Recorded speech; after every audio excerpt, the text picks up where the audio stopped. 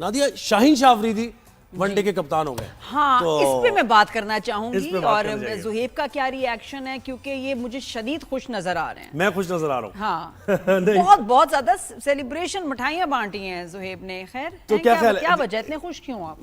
मैं तो खुश हूँ, याया को भी जरा करते हैं ना शामिल गुफ्तगू। याया हुसैनी ने हमें ज्वाइन किया है, सीनियर स्पोर्ट्स जर्नलिस्ट है, एंकर पर्सन है। याया अस्सलाम वालेकुम, गुड मॉर्निंग, कैसे हैं आप? ठीक ठाक हैं? वालेकुम अस्सलाम जोएब, मैं बिल्कुल ठीक ठाक हूँ। और नादिया, आपको भी अस्सलाम वालेकुम। वालेकुम सलाम याया, कैसे हैं आप? जी। कुछ 2-3 आप लोगों के साथ जो मेरी नशिस्तें रही हैं जी उसमें हमारा और जोहेब का जो सोचने का अंदाज था वो मुख्तलिफ था, लेकिन आज मुझे लगता है कि गुफ्तगू जमेगी, हाँ। क्योंकि मुझे ये लग रहा था कि आज भी जोहेब के साथ जो है वो हमारा 19 का आंकड़ा होगा, क्योंकि जोहेब कहीं और जा रहे होंगे, हम कुछ और कह रहे होंगे। जा रहे हैं कहीं और ही जा रहे हैं अभी जरा ठहरे तो किस सही। तरफ आपका याया इशारा है, कि कप्तानी की तरफ या ये मैच की तरफ? कप्तानी की तरफ। कहाँ लग रहा है कि ख्यालात मिलेंगे? नहीं, बिल्कुल कप्तानी के हवाले से जो कुछ हुआ, बिल्कुल वो कहते हैं ना कि नवश्ता दीवार और सयाक व सबाक के हवाले से बिल्कुल बजा और दुरुस्त फैसला हुआ। हमारे एक फॉर्मर टेस्ट क्रिकेटर हैं मोहसिन हसन खान साहब, और वो आपकी शोबिज इंडस्ट्री के साथ भी एसोसिएट रहे। आई थिंक मेरा ख्याल है आपका उनके साथ कुछ काम करने का इत्तेफाक भी होगा, मुझे नहीं पता। लेकिन वो एक बात करते हैं और बहुत ही एक ऐसी बात वो करते हैं जिसको मैं यहाँ पर दोहराना चाहूंगा। मोहसिन हसन खान साहब कहते हैं, play for Pakistan, don't play with Pakistan. या तो अब पाकिस्तान क्रिकेट के लिए वही खेलेगा जो पाकिस्तान के लिए खेलेगा। सही। बहुत जबरदस्त। नहीं, वो तो ठीक बात है, वो तो ठीक है, लेकिन ये शाहीन शाह अफरीदी को जो कैप्टन बनाया गया है, अगर इसकी ट्रेल देखे तो ये तो पॉलिटिक्स का नतीजा है। ये तो नजर आ रहा है पॉलिटिक्स का नतीजा है। एक कप्तान को हटा के दूसरे को ले आना, फिर तीसरे को ले आना, फिर उसी चौथे को। और देखिए, टारगेट ये लग रहा है कि वर्ल्ड कप में कप्तानी शाहीन शाह अफरीदी से करानी है, कुछ भी हो जाए टीम के अंदर। मुझे याया दिल पे हाथ रख के बताएं, शाहीन शाह अफरीदी अभी तैयार है कैप्टनसी के लिए? क्या वो थिंकिंग क्रिकेटर आपको नजर आते हैं? और फील्ड प्लेसमेंट लीड करने कैसी वाले उनकी आपने देखी है? एग्रेसिव नजर आ रहे हैं? कॉन्टिजेंसी प्लान उनके पास होते हैं या नहीं होते? जरा बताएं ना, ऑनेस्ट ओपिनियन दें अपना।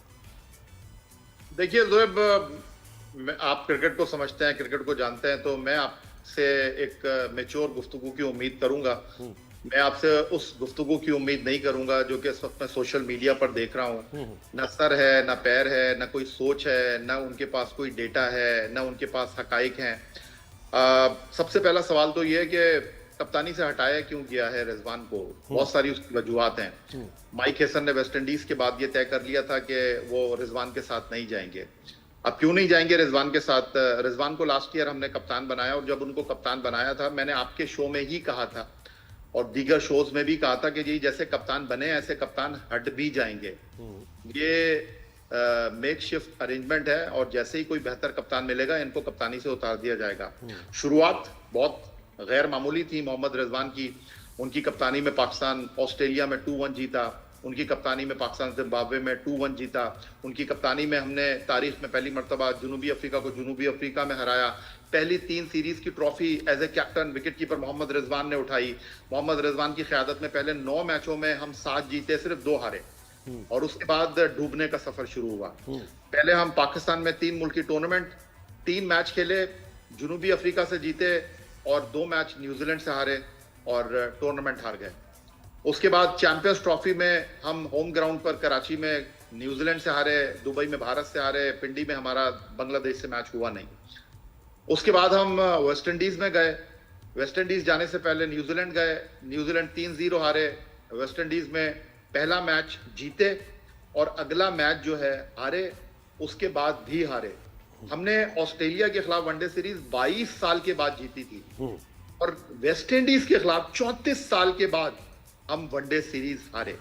वो रिजवान जिनकी क़यादत में पाकिस्तान ने पहले 9 में से 7 मैच जीते थे, उनकी क़यादत में पाकिस्तान आखिरी 11 मैचों में 9 मैच हारा। नहीं, क्योंकि ग्रुपिंग होना शुरू हो गई थी ना, उस जमाने में ग्रुपिंग शुरू हो गई थी। पहले बता दें ग्रुपिंग क्या हुई है, ये भी मैं आपको बता देता हूँ। बताइए क्या ग्रुपिंग हुई? बताएं ना आप। नहीं, आप बताएं ना, मैं आपसे पूछ रहा हूं, आपको मुझसे बेहतर पता ही आया। मैंने तो ग्रुपिंग का लफ्ज इस्तेमाल नहीं किया, आप बात कर रहे हैं ग्रुपिंग की, तो बताइए क्या ग्रुपिंग हुई? शाहीन शाह अफरीदी के लिए शुरू हो गई थी पीछे से कि भाई इनको कप्तान बनाया जाए। फिर शादाब भी बीच में उसमें आए थे, तो वो सारा वही टाइम है, वो वही टाइम है जिसमें हमारी टीम हारी है, क्योंकि हम एक यूनिट की तरह नहीं खेल रहे थे। यार जोएब, बात दरअसल ये है कि आप बहुत होमवर्क करके आते हैं, और मैं दोबारा से कहूंगा क्रिकेट को जानते हैं, तो आप अगर इस तरह की बात कहेंगे ना तो मुझे बहुत अफसोस होगा।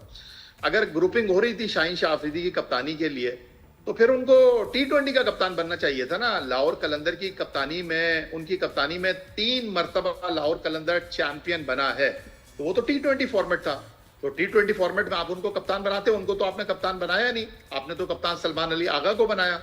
और अगर वो ग्रुपिंग कर रहे थे, जिस तरह आपने कहा शादाब ग्रुपिंग कर रहे थे, तो शादाब को T20 का भी कप्तान बनना नहीं, चाहिए था। T20 की नहीं चाहिए ना या वनडे का। देखे, वनडे में एक अपॉर्चुनिटी एज ए कैप्टन देना कि आप कप लिफ्ट कर लें, ये for all time to come होता है। ये फिर वो जो है ना ऐसा लेजेंड बन जाता है कप्तान कि फिर उसको कोई छेड़ नहीं सकता।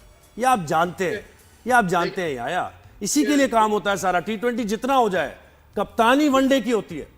देखिए जोएब, बात दरअसल ये है कि इस वक्त जो सिचुएशन है, इस वक्त जो मामलात हैं, देखें, आप कोई चीज छीन कर तो हासिल कर सकते हैं, लेकिन आप उसके लिए डिजर्व करते हैं, ये वक्त फैसला करेगा।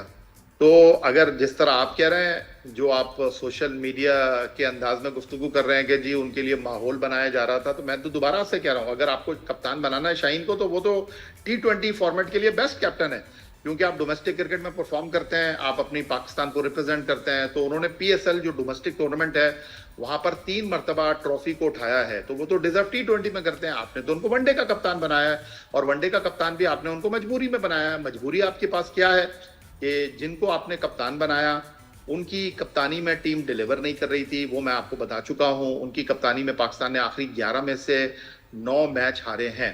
अच्छा, अब एक और बात हो रही है, और वो बात ये हो रही है कि जी जब रिजवान कप्तान थे तो हम ऑस्ट्रेलिया में जीते, जनूबी अफ्रीका में जीते, जिम्बाब्वे में जीते, इसलिए कि रिजवान फैसले कर रहे थे, इसलिए कि वो रिजवान की मर्जी की टीम थी।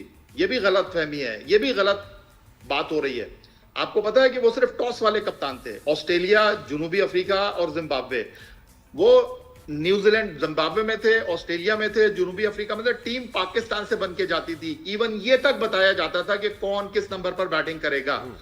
तो ये जो रोना गाना चल रहा है कि जी चैंपियंस ट्रॉफी में खुशदिल को डाल दिया, फहीम अशरफ को डाल दिया, भाई वहां पर भी सिलेक्शन कमेटी थी। अगर आप उस बात का क्रेडिट ले रहे हैं कि मैं ऑस्ट्रेलिया में जीता, जनूबी अफ्रीका में जीता, बिल्कुल क्रेडिट देना चाहिए, बिल्कुल विद ड्यू रिस्पेक्ट आपको क्रेडिट मिलना चाहिए। फिर आप सयाको सबाक के हवाले से बात करें ना। बात यह है कि हम चीजों को समझते नहीं है। पाकिस्तान की क्रिकेट की तारीख 2019 में उस वक्त तबाही के दहाने पर आई जब सरफराज अहमद, जिनकी क़यादत में पाकिस्तान ने 38 मैचों में 29 मैच जीते, 11 T20 सीरीज में से 9 में पाकिस्तान कामयाब रहा। सरफराज अहमद को आपने दूध में से मक्खी की तरह निकालकर बाहर कर दिया। सरफराज अहमद, जिनकी क़यादत में पाकिस्तान की टीम आगे जा रही थी, पाकिस्तान टीम 2017 में चैंपियंस ट्रॉफी जीती थी, पाकिस्तान टीम 2019 में वर्ल्ड कप के फाइनल में नहीं पहुंची, उनको सिर्फ इसलिए हटा दिया गया कि वो वजीर आजम को अच्छे नहीं लगते थे। तो चेयरमैन क्रिकेट बोर्ड एहसान मानी, जिन्होंने कुछ दिन पहले लाहौर में बैठकर ये कहा था कि हमारे वनडे भी कप्तान सरफराज हैं, T20 के कप्तान भी सरफराज हैं, टेस्ट के कप्तान भी सरफराज हैं, उनमें उनको दूध में से मक्खी की तरह निकालकर बाहर कर दिया। उस वक्त क्यों नहीं बोले हमारे ये फॉर्मर क्रिकेटर्स, उस वक्त क्यों क्रिकेट से मोहब्बत करने वाले क्यों नहीं बोले क्या सरफराज पाकिस्तानी नहीं था? नहीं, उस वक्त तो ग्रुप भी एक ही था ना, बाबर, रिजवान और ये शाहीन वगैरह, बहुत जबरदस्त ग्रुप चल रहा था, ये बेहतरीन था ये ग्रुप। देखिए सच बात ये तो ऐसा है, हकीकत तो है। जबान पर अभी आपने खुद ही बात कर दी, ग्रुपिंग किसने की 2019 में, और अब आप कह रहे हैं कि अब ये ग्रुप चल रहा है।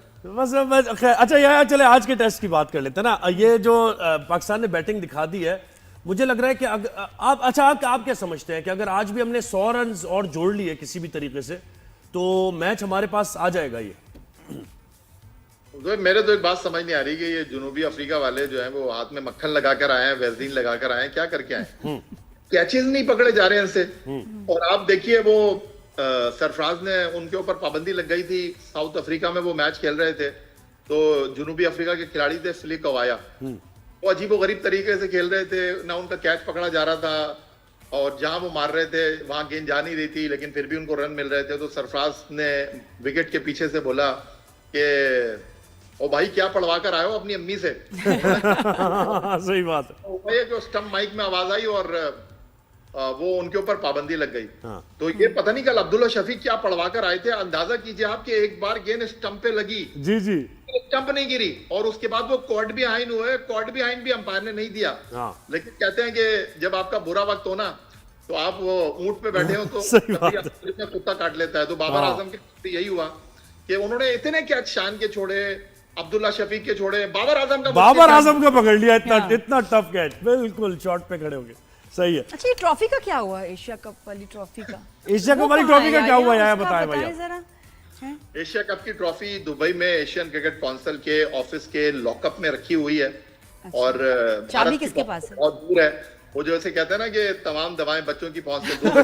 ये ज्यादा खराब होने की सूरत में डॉक्टर से रुजू करें, तो डॉक्टर जो है उनके सैयद मोहसिन रजा नकवी साहब हैं। और चाबी उनके पास है। अब पेशेंट आ नहीं रहा उनकी क्लिनिक पे।